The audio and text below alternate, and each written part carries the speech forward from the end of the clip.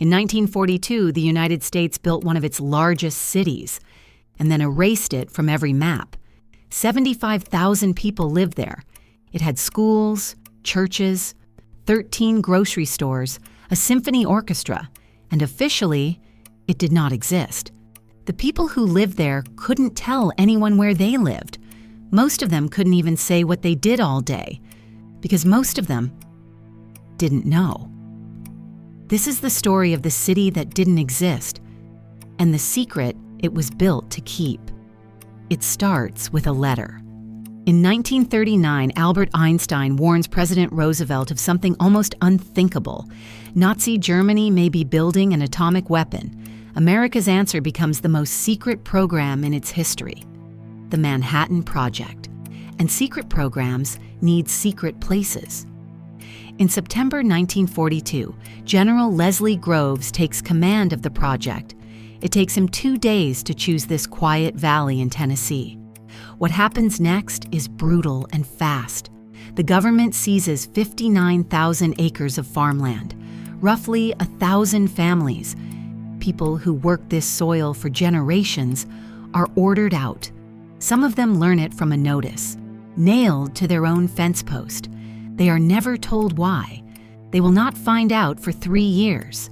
And then a city grows like nothing on earth, planned for 13,000 people. Within 3 years, it holds 75,000. By 1945, it is the 5th largest city in Tennessee. It uses more electricity than New York City, and it appears on no map in America. People pour in from every state, most of them young, many of them women, like Ruth, 19 years old, hired for a job nobody will describe, in a town she's forbidden to name. Inside the fence, life is almost normal. 13 grocery stores, movie theaters, swing dancing on Saturday nights. But the billboards remind everyone, what you see here, what you do here, stays here. Guards at every entrance, badges worn at all times, informants everywhere. Say too much, and you simply disappear from town. Ruth's job, sit here, watch this needle. Keep it inside these lines, 8 hours a day. She is never told what the needle measures. They called them the Calutron Girls, hundreds of young women adjusting dials that were quietly enriching uranium for the most powerful weapon ever built. The scale of the machine around them defies belief.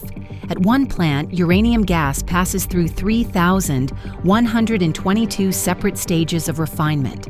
To hold it, they build K-25, a single building, 1 mile long, covering 44 acres, the largest building under one roof on the planet.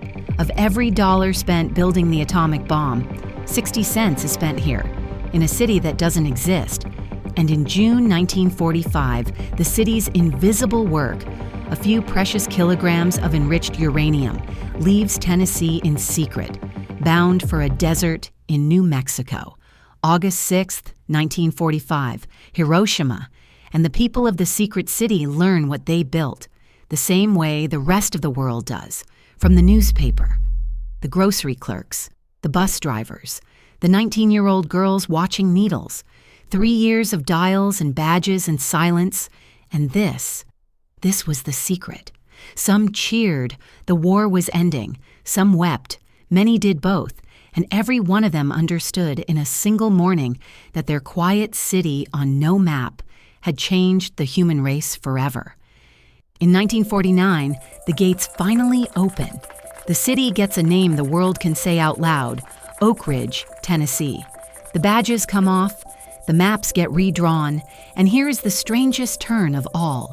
The machines built to end lives learn to save them. Oak Ridge's nuclear science becomes nuclear medicine, the scans and treatments that have since saved millions. As for K-25, the largest building on Earth, demolished, torn down piece by piece until the field stood empty again. The city that didn't exist is real now, but its greatest machine has vanished, just like the farms before it. Maybe that's the real story of this valley. Everything built here was meant to disappear.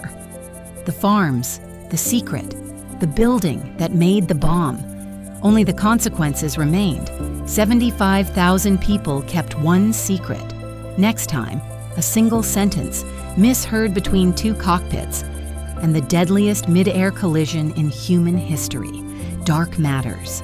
Subscribe before this one gets buried too.